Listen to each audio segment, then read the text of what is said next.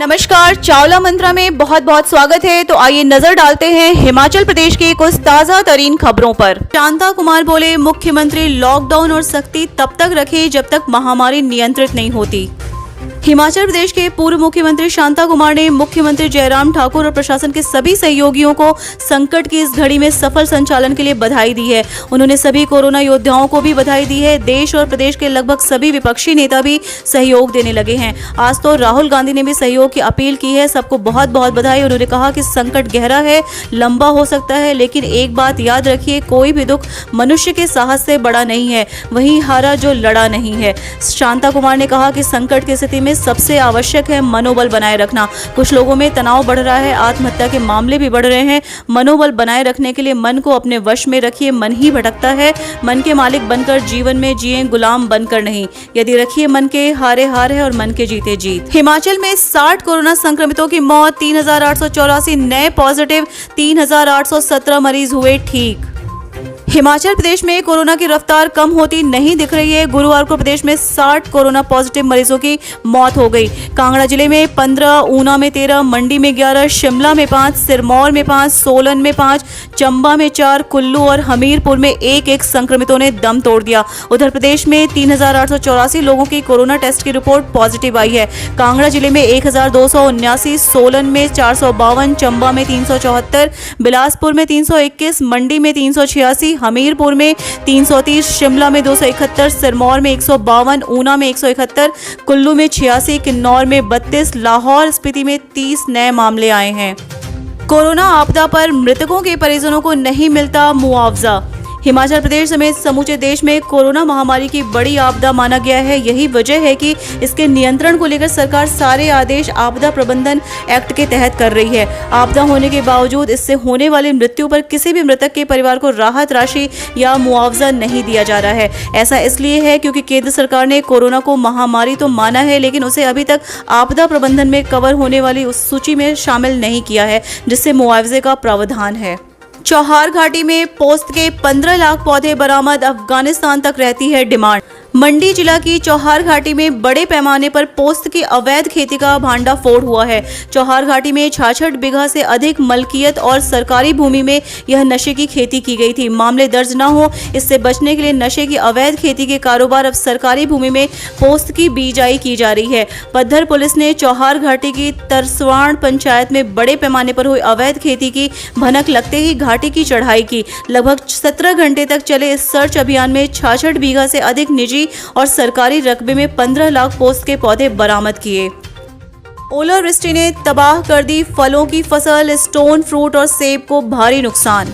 जिला मंडी के उपमंडल करसोग के सेब बाहुल क्षेत्रों में हुई ओलावृष्टि से कृषि और बागवानी को भारी नुकसान हुआ है। यहां बुधवार दोपहर बाद अचानक मौसम का मिजाज बिगड़ा और ओलावृष्टि शुरू हो गई। इस दौरान करीब 20 मिनट हुई ओलावृष्टि से गेहूं सहित स्टोन फ्रूट और सेब को भारी नुकसान हुआ है। उपमंडल की महरन, कांडी, सपनोट, खील, माहूनाग, चुराग, बक्शाड़ आदि पंचायतों की कई क्षेत्रों में लगातार हुई ओलावृष्टि से स्टोन फ्रूट, खुरमानी, प्लम, आड़ू, बादाम, नाशपाती सहित सेब की फसल को 50% से अधिक नुकसान हुआ है।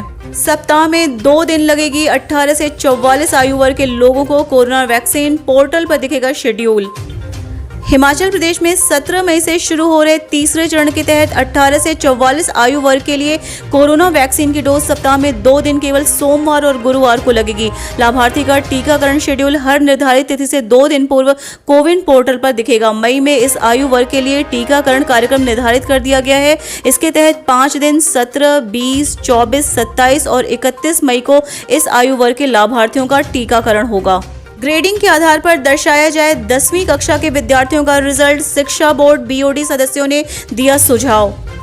हिमाचल प्रदेश में 10वीं कक्षा के विद्यार्थियों को प्रमोट करने के लिए इस बार उनके अंक नहीं बल्कि ग्रेडिंग मार्कशीट पर दर्शाई जाए। साथ ही हिंदी विषय के पेपर की उत्तर पुस्तिकाओं का मूल्यांकन कर मिले अंकों को आधार बनाने की सलाह बीओडी सदस्यों ने बोर्ड को दी है। गुरुवार को वीडियो कॉन्फ्रेंसिंग से हुई बैठक में बीओडी के सदस्यों से यह सुझाव बोर्ड प्रबंधन को दिया। जानकारी के अनुसार 10वीं कक्षा के विद्यार्थियों को प्रमोट करने के सरकार की ओर से जारी निर्देशों के चलते स्कूल शिक्षा बोर्ड प्रशासन बुद्धिजीवियों से इस संबंध में चर्चा कर रही है। टांडा का सुपर स्पेशलिटी ब्लॉक पूरी तरह से कर दिया बंद, गंभीर बीमारियों के रोगियों की नहीं हो रही सर्जरी। चंबा, कांगड़ा, मंडी, हमीरपुर और ऊना जिलों के गंभीर रोगों से ग्रस्त लोगों के इलाज के लिए टांडा अस्पताल में बनाया गया सुपर स्पेशलिटी ब्लॉक पूरी तरह से बंद हो गया है। हार्ट, कैंसर, न्यूरो जैसी गंभीर बीमारियों के रोगियों की सर्जरी अब टांडा में नहीं हो रही है। दिल, न्यूरो और कैंसर जैसे गंभीर रोगों से ग्रस्त इन जिलों के लोग अब निजी अस्पतालों में लुटने को मजबूर हो गए हैं। गरीब मरीज निजी अस्पतालों में भी नहीं जा पा रहा है और मरने को मजबूर है। हिम केयर स्वास्थ्य बीमा का कार्ड अधिकतर निजी अस्पतालों में नहीं चलते हैं। टांडा अस्पताल के सुपर स्पेशलिटी ब्लॉक में कैंसर रोग के इलाज के लिए स्थापित ऑन्कोलॉजी यूनिट, शरीर में नसों में संबंधित बीमारियों के इलाज के लिए बनी न्यूरोलॉजी यूनिट, सिर की सर्जरी वाला न्यूरो सर्जरी यूनिट, दिल के रोग के लिए कार्डियोलॉजी, गैस्ट्रोएंटरोलॉजी, एंडोक्राइनोलॉजी सभी यूनिट बंद हो गई हैं। स्थानीय निकायों के सफाई कर्मियों को मिलेंगे 6,000 रुपए प्रोत्साहन राशि, सीएम जयराम ने किया ऐलान।